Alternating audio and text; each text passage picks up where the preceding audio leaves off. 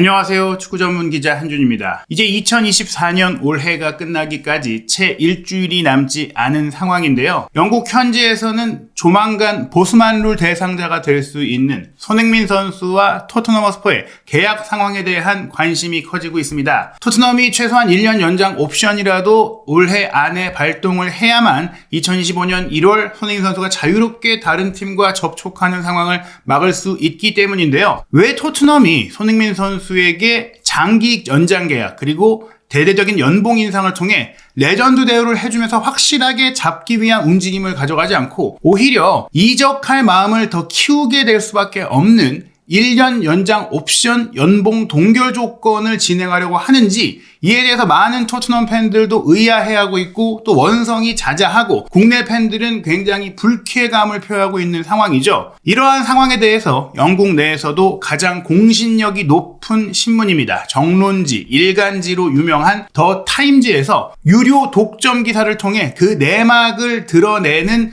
놀라운 보도를 했습니다. 손흥민 선수 본인이 스스로 토트넘과 10년간 이어왔던 동행에 마침표를 찍고 떠날 결심을 한 것으로 보이는 내용인데요. 더 타임즈의 12월 최신 기사 원문 전체를 해석해서 소개해드리고, 또 이 보도 이후에 나온 이적시장 전문가 파브리치오 로마노가 12월 24일 후속 보도한 손흥민 선수와 토트넘의 1년 연장 옵션에 대한 최신 논평까지, 최신 상황 보도까지 종합해서 올 시즌이 손흥민 선수가 토트넘에서 보내는 마지막 시즌이 될 것으로 유력한 이유 분석해드리도록 하겠습니다. 더 타임즈의 기사입니다. 손흥민은 스퍼스의 부적과 같은 선수다. 과연 토트넘은 After him, 손흥민 선수가 떠난 이후의 삶을 Plan for Life 어떻게 계획할 것이냐, 이런 제목인데요. 토트넘의 주장 손흥민 선수가 토트넘의 클럽의 한 시대, 한 10년을 디케이드라고 하잖아요. 그 한 10년을 정의하는데 크게 기여를 했는데, 내년 여름이 되면 계약이 만료되고 또 그 상황에서 32살이 되는데 토트넘 입장에서는 그 나이를 무시하고 새로운 계약을 또 길게 맺지 않을 경우에는 매각할 시간이 다가오고 있다. Nearing his sell-by date라고 얘기를 했죠.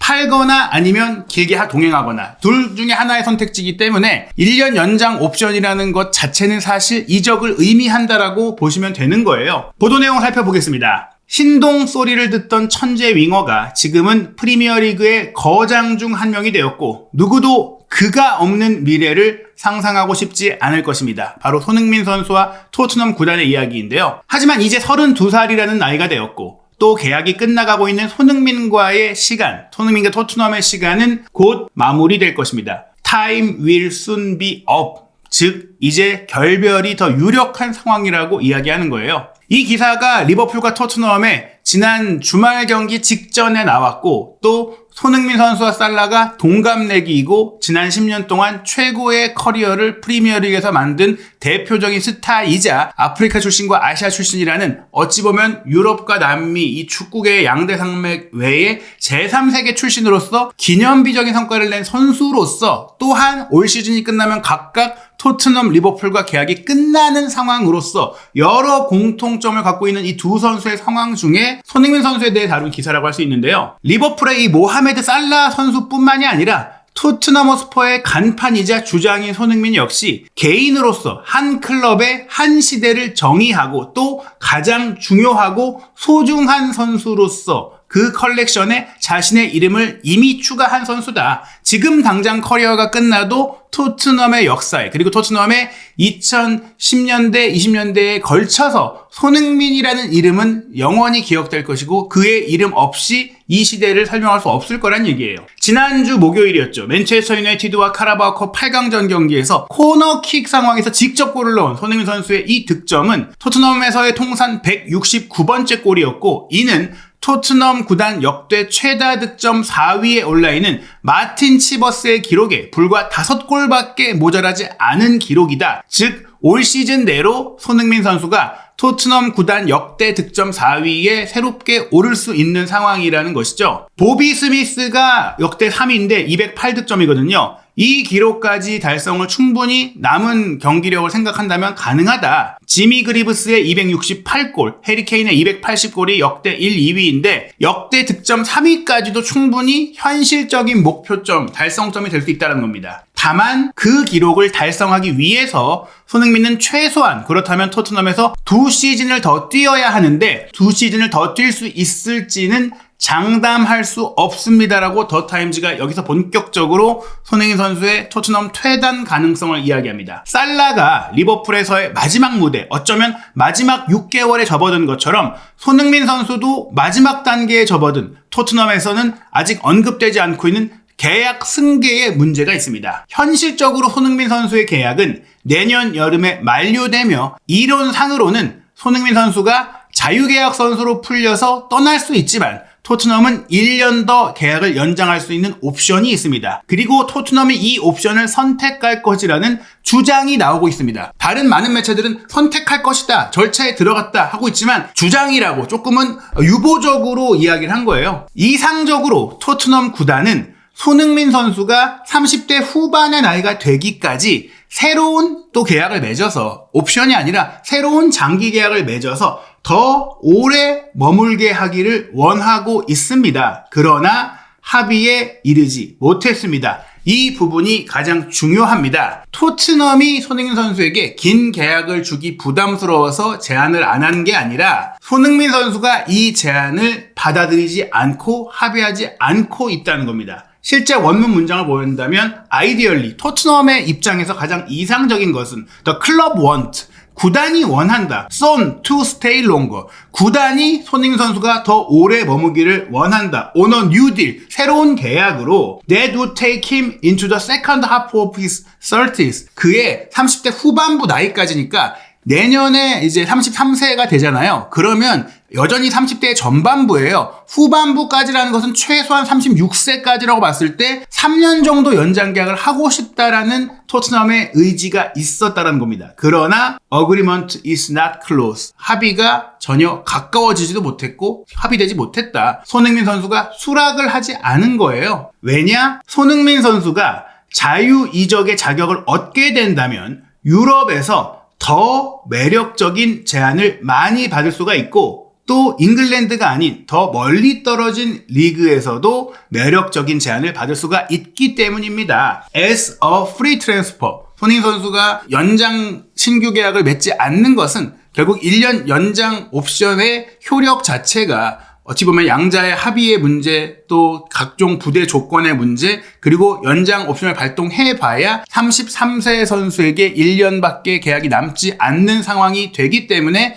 무리한 이적료를 요구할 수 없는 상황까지 총체적으로 봤을 때 결국 손흥민 선수가 실질적으로는 자유계약 선수에 가까운, 자유계약 선수로 어떤 팀에 입단할 경우 받을 수 있는 계약금 정도 수준을 그냥 토트넘에 주는 것만으로 충분히 빠져나올 수 있는 상황이 될 수 있다는 거죠. Son would have, 가질 수 있습니다. Plenty of tempting offers in Europe. 유럽의 매력적인 제안이라면 토트넘보다 더 좋은 팀으로의 계약 제안을 충분히 받을 수가 있다는 것이고, 더 먼 further afield는 사우디아라비아나 미국과 같은 거액의 연봉을 제시해줄 수 있는 그런 제안도 올 수 있다는 얘기예요. 이것을 가십성 매체 찌라시에서 낸 게 아니라 영국의 더 타임즈에서 내고 있다는 것. 가장 중요한 이 기사의 파트는 여기입니다. 토트넘은 손흥민 선수에게 3년 정도의 연장 계약을 제안했지만 손흥민 선수는 더 좋은 제안을 받기 위해 이를 거절했다라는 겁니다. 토트넘은 손흥민 이후의 삶을 그렇다면 어떻게 계획하고 있을까요? 즉 이런 상황에서 토트넘이 가만히 기다리고 있을 수만은 없잖아요. 손흥민 선수를 대체해야 되니까. 손흥민 선수는 지난 8시즌 동안 토트넘에서 최소 14골, 많게는 24골을 한 시즌에 기록하면서 팀의 주축 선수로 자리를 잡았죠. 이 기간, 바로 손흥민 선수가 토트넘에서 첫 시즌 조금 고전했던 그때를 제외한 2016-17 시즌부터 지난 시즌까지 이 8시즌 동안 유럽 5대 리그에서 한 선수의 공격 포인트 기록을 봤을 때 리오넬 메시, 해리 케인, 살라를 포함해서 손흥민 선수보다 더 좋은 기록을 낸 선수가 이 8년 전체를 통틀어서 6명밖에 없다. 메시라는 역대급 선수, 팀 동료였던 케인이라는 또 다른 역대급 선수, 그리고 바이에른 뮌헨과 바르셀로나에 활약한 레반도프스키, 그리고 리버풀의 살라, 프랑스의 음바페, 그 위에 이탈리아 대표 공격수인 치로 임모빌레까지 딱 이 6명이고, 즉 지난 8년 동안 이 기간에 손흥민 선수가 전 세계에서 7번째로 사실상 뛰어난 활약을 펼친 공격수였다는 겁니다. 물론 그 공격적인 기여도 뿐만이 아니라 토트넘 팬들에게 큰 의미를 갖는 선수이기 때문인데요. 손흥민 선수는 토트넘이라는 팀의 심장입니다라고 표현을 합니다. 이모셔널 커넥션, 바로 하트라고 직접 타임스에서 얘기하는데요. 케인이 있을 때도 토트넘 유스 출신이자 잉글랜드 대표팀의 주장인 케인이 있던 시절에도 경기가 열리는 날 토트넘 구단 쇼핑몰에서는, 구단 샵에서는 가장 많은 유니폼을 팔았던 게 손흥민 선수다. 상업적인 가치가 그만큼 뛰어나고 인기가 높은 선수라는 것이죠. 물론 케인과 함께 손흥민 선수가 나란히 지난 10년 동안 토트넘의 거의 모든 것이었고, 케인을 잃었던 것도 엄청난 타격이었지만 이제 손흥민까지 잃는다면 그때부터 토트넘은 정말 한 치 앞도 할 수 없는 미지의 세계로 들어가는 것과 같다라고 이야기를 합니다. 손흥민 선수의 계약 최종 만료일이 언제가 되든지, 뭐 내년 여름일지 혹은 1년 더 지난 옵션도 다 하고 정말로 완전히 정말 FA로 가게 될지를 모르겠지만 어찌됐거나 그 시점은 분명히 손흥민 선수의 나이가 더 들고 기량이 더 떨어질 수 있는 물리적인 시간이라고 또 언급을 합니다. 물론 손흥민 선수가 여전히 이 나이에도 훌륭한 선수이며 엔지 포스테코글루 감독 체제에서 또 다른 훌륭한 시즌을 보낼 수 있는, 더 좋은 기록을 또 보낼 수 있다라는 것을 아예 배제할 수 없을 정도의 좋은 경기력을 보이고 있지만, 최근 몇 년의 흐름을 보자면 그의 궤적은 전반적으로 그 나이대 또래 선수들의 하향 곡선과는 조금 비슷하다라고 이야기를 해요. 지난 4시즌 동안 손흥민 선수의 경기당 득점이 0.69골 득점한 시즌이었죠. 그 다음 0.31골로 줄었다가 그 전 시즌 0.52골, 올 시즌 0.46골 조금씩 줄어들고 있다. 근데 이 0.31골로 줄어들었던 때는 손흥민 선수가 안아골절과 사타구니 부상이 있었던 것을 감안해야 돼요. 중간에 월드컵도 열렸고요. 그 전 시즌 0.52골 때도 아시안컵 참가가 있었고, 지금 같은 경우에는 손흥민 선수가 좀 팀의 자체적인 문제, 그리고 부상 이슈와 더불어서 이런 문제가 생겼는데, 이게 사실은 그런 팀의 이슈를 포함해서 얘기하는 거죠. 몸 상태나 본인의 기량 저하를 떠나서 기본적으로 나이가 들어가면서 그래도 수치가 떨어지고 있다는 것, 게다가 골대 앞에서의 효율성을 나타내는 슈팅 득점 전환율도 각각 27%였다가 12%, 20%, 17%로 내리는 흐름에 있다. 이런 통계 수치를 보지 않더라도 손흥민 선수의 경기력 하락은 경기에서 눈에 봐도 드러나고 있다고 했는데요. 분명 올 시즌 손흥민은 이전보다는 좀 덜 선명해 보이고 관여도가 떨어지고 있다. 예전처럼 미친 듯이 휘젓는, 혼자서 뭔가 다 해버리는 플레이는 줄어들었다. 버니와의 경기 푸스카스상을 받았을 때 같은 그런 모습을 지속적으로 자주 많이 보여주기 어렵다는 것이죠. 이 모든 것들은 예상할 수 있는 일입니다. 나이가 들어가는 것은 누구에게나 마찬가지니까요. 손흥민 선수가 1년 연장 계약 옵션을 발동했을 때 만약에 토트넘을 떠나지 않고 남는다면 34세까지 이제 시즌을 보내게 되는데, 34세의 나이로서 프리미어리그에서 한 시즌 20골 이상 넣은 선수는 역사상 7명밖에 없는데요. 그 중에서 스피드가 빠른 윙어 유형의 선수는 한 명도 없었다고 합니다. 축구의 전술이라든지 또 최근 축구계의 일정들이 점점 더 젊은 선수들에게 유리하게 정말 빡빡해지면서 이제 프리미어리그에서 이런 30대 중반 선수의 엄청난 활약 같은 인디안 썸머 현상은 드물어지고 있다고 했는데요. 통산 7명에 달하는 34세 선수 한 시즌 20득점 기록은 최근 10년으로 한정할 경우 2명, 제이미 바디와 글렌 머레이밖에 없다라고 하는 것이죠. 그러나 더 타임즈는 손흥민 선수 역시 바디나 머레이와 같은 예외적인 활약을 할 수 있는 선수라고 이야기를 합니다. 어렸을 때부터 몸에 뱄던 자기 훈련과 집중력 때문이다. 즉 엄청난 훈련을 통해 완성된 놀라운 결정력과 슈팅 능력, 양발 능력을 언급하는 것인데요. 손흥민 선수가 한국의 춘천에서 자랄 때 아버지 손흥정 씨가 손흥민 선수와 더불어 그의 형 손흥윤이 다치자 두 사람에게 각각 축구공을 주면서 4시간 동안 조용히 킥업을 하라고 명령해서 해결한 적이 있다라는 이런 일화를 소개하면서, 손흥민 선수의 아버지가 가장 좋아하며 시켰던 훈련이 풀사이즈 전체 경기장을 공을 차 올리면서 3바퀴를 돌게 하는 거였고, 첫 번째로 바퀴를 돌 때는 왼발, 두 번째로는 오른발, 세 번째 다시 주발을 모두 사용해서 한 번씩 떨어지면 다시 처음부터 하는 그런 훈련을 통해서 굉장히 세밀한 볼 관리, 킥 능력을 갖게 된 거예요. 겉으로 보기에 빠른 유형의 윙어인 손흥민 선수가 나이가 들면서 속도가 떨어진다면 경기력을 발휘하는데 어려움을 겪을 수 있는 그런 체력적인, 신체적인 문제를 겪을 것처럼 보이지만 손흥민 선수의 이런 기술적인 특성이 항상 과소평가되어 왔다면서 실제로 손흥민 선수는 나이가 들었을 때 속도가 떨어지더라도 경기를 잘 풀어갈 수 있는 기술, 창의성, 운영 능력, 다른 무기들을 갖고 있다는 겁니다. 포체티노 감독 체제로 처음 토트넘에 왔을 때 손흥민 선수는 자신의 골이 대부분 왼쪽에서 중앙으로 돌진하는 과정에서 슈팅하는 것을 통해 나온다는 것을 알았을 때 자신의 트레이드마크인 각이 없을 때의 정확한 마무리 슈팅, 골문의 먼 구석을 찔러 넣는 가마차기 슈팅, 이 컬러 슈팅, 그리고 골키퍼를 제치고 니어포스트로 때려 넣는 풀피니시 등을 끊임없이 노력하고 훈련해서 다듬었다고 합니다. 즉 선역 선수로 자리를 잡고 나서도 계속 더 발전한 선수였다는 것이죠. 지금도 마찬가지고요. 손흥민 선수는 자신의 약발인 왼발로 득점한 비율, 프리미어리그 역대 선수 중 약발 득점 비율이 가장 높은 선수입니다. 125호 골, 프리미어리그 득점 중에 49골을 왼발로 넣었죠. 케인이 또 부상을 당했을 때 혹은 이적됐을 때 손흥민 선수는 본인이 갖고 있는 순발력뿐 아니라 영리한 움직임, 위치 선정 능력, 오프더볼 능력을 통해서 센터포워드 역할로도 자연스럽게 이동했고 또 번창했습니다. 그리고 포스테코글루 감독 본인도 함께하고 있는 손흥민 선수를 매일 보면서 아직 손흥민 선수의 전성기가 훨씬 더 많이 남았다라고 이야기를 했는데요. 1년 정도 전에 살라에 대해서 많은 의문들을 가졌던 것을 기억을 합니다. 제가 아는 것은 경험상 선수들의 끝이 꽤 갑작스럽게 온다는 겁니다. 절벽에서 떨어지는 정도는 아니지만 많은 훌륭한 선수들이 갑자기 한순간에 무너지는 것을 볼 수 있겠죠. 서서히 나빠지는 게 아니라 갑자기 안 좋아지는 경우들이 많이 발생합니다. 그런데 소니의 경우 그런 케이스가 아니다. 여전히 많은 퀄리티를 갖고 있다고 생각하며 신체적인 관점에서 볼 때는 그 자신을 관리하는 모습이, 그 방식이 정말 엄청나기 때문에 지금 손흥민 선수가 주춤해 보이는 것은 나이 때문에 능력이 떨어졌던 이유가 아니라고 생각을 합니다. 저는 그렇게 생각하지 않습니다. 맞아요.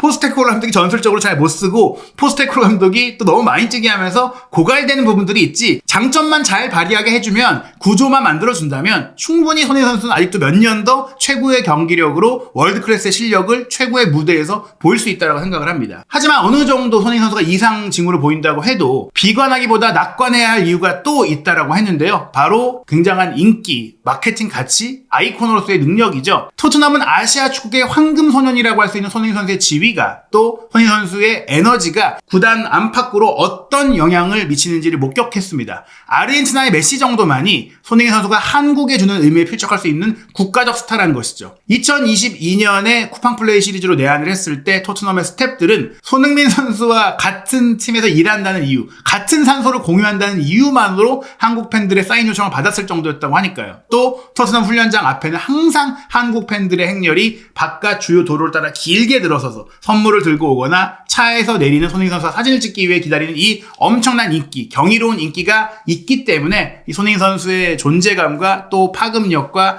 또 가치는 여전하다는 겁니다. 다만 이 모든 전성기가 언제 끝날지는 손흥민 선수 본인만이 알 수 있을 것이다라고 했는데요. 포스테코글루 감독은 손흥민 선수를 토트넘의 주장으로 임명해서 라커룸의 접착제, 팀을 하나로 끈끈하게 뭉치게 만드는 리더이자 또 경기장 위에서의 해결사로서 손흥민 선수에게 모든 기대를 걸고 있는데요. 다만 손흥민 선수는 2019년에 TV에서 제작을 했고 또 아마존에도 공개가 됐던 다큐멘터리 손세이셔널에서 친구와 함께 식사를 하며, 박서준 씨였죠, 이런 얘기를 했었어요. 오늘 경기가 어떻게 내가 플레이했는지 기억도 안 난다. 그냥 또 하루가 지나간 것 같다. 경기가 끝나면 항상 공허감을 느낀다. 집에 오면 공허함을 느낀다. 몸이 너무 피곤하다. 손흥민 선수도 지쳐가고 있고 분명히 세월을 완전히 다 거스를 수는 없는 것이고, 또 언젠가는 그런 손흥민 선수의 새로운 도전에 대해서 토트넘은 손흥민 선수가 없이 살아가는 법을 찾아야 한다는 것을 분명히 인지하고 있다는 것인데요. 그러면서 또 하나 타임즈가 소개한 중요한 대목이 있어요. 토트넘이 지난 몇 년 동안 손흥민 선수의 포지션에 대해서 대대적인 스카우트를 진행을 했으며 크리스탈 팰리스의 에베레치 에제, 아틀레틱 빌바오의 니코 윌리엄스, 보루시아 도르트문트의 제이미 기튼스를 모두 레이더망에 올려놨고, 또 지난 여름 이적 시장에 페드로 네투도 첼시로 가기 전 울버햄튼에 있을 때 고려 대상에 있었다라는 겁니다. 실제로 소문이 많이 나왔고 보도가 나왔던 선수들인데, 정말 손흥민 선수가 나갈 경우를 대비해서 주전 자원으로 손흥민 선수의 위치에 쓸 선수로 낙점을 한 것이었죠. 올 시즌 같은 경우도 이미 번리에서 데려온 오도베르나 임대 계약을 연장한 티모 베르너도 손흥민 선수 위치에서 뛸 수 있는 선수로 점검을 해봤는데 성공적이지 못했습니다. 또 다른 한국인 윙어인 양민혁 선수도 그 위치를 뛸 수 있는 손흥민 선수의 후계자지만 1월부터 경기를 뛸 수 있는 선수이지만